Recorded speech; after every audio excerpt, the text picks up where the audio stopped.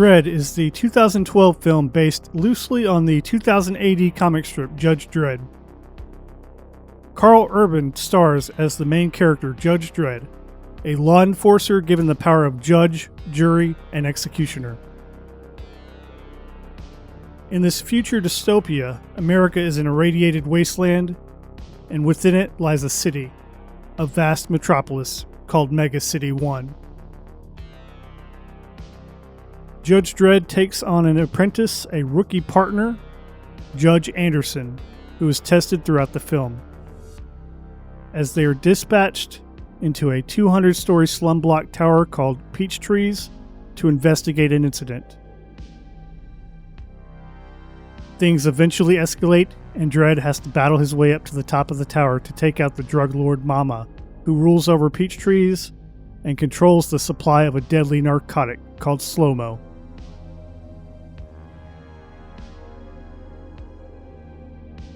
Dredd is absolutely a modern-day cult classic action film.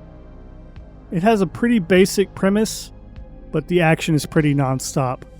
Once the film gets going, it rarely lets up. Besides, many of the greatest films of the action genre don't necessarily have super complex stories.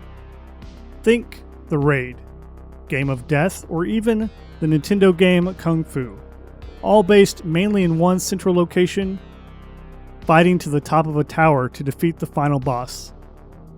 I'm no expert on the entire 2000 AD comic series.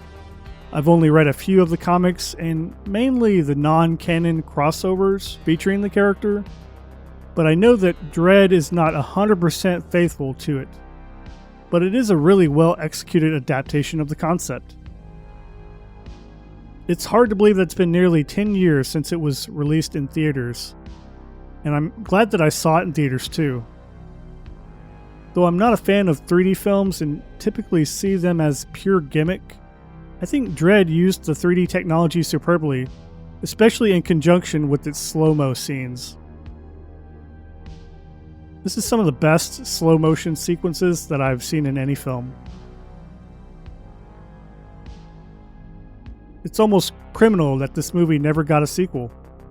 Unfortunately, it bombed at the box office and made a measly $41.5 million.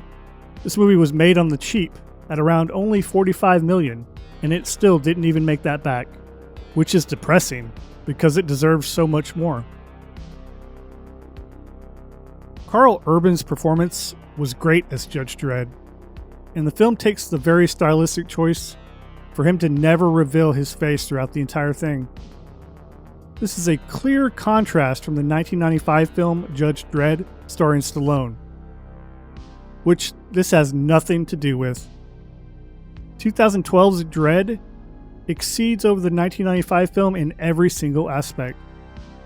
Despite being released 17 years apart, I've seen some critics say that they initially neglected this film because they thought it was a sequel of some sort, which is pretty ridiculous.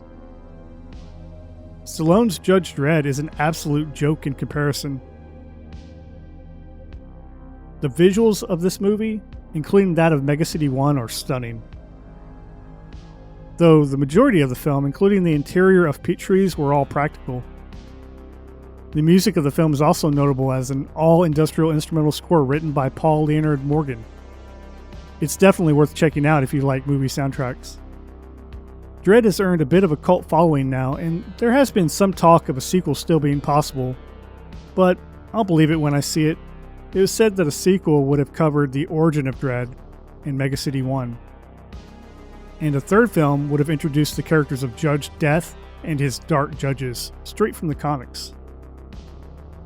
Though some say that this may have gone too far into the fantastical elements and strayed from the more grounded feel, the initial film already introduced Judge Anderson from the comics, who does have psychic abilities. Bringing in Judge Death and Deadworld could definitely have added a particular horror and multi-dimensional element, which could have been pretty amazing, but unfortunately, we'll probably never see that. It's unbelievable that we live in such a world where we haven't already had multiple sequels to Dredd. In 10 years, we should have been on Dredd 6 by now. But nope. Instead, we've got 9 Fast and the Furious movies. But seriously, if you've never seen this film, go check it out. It's awesome.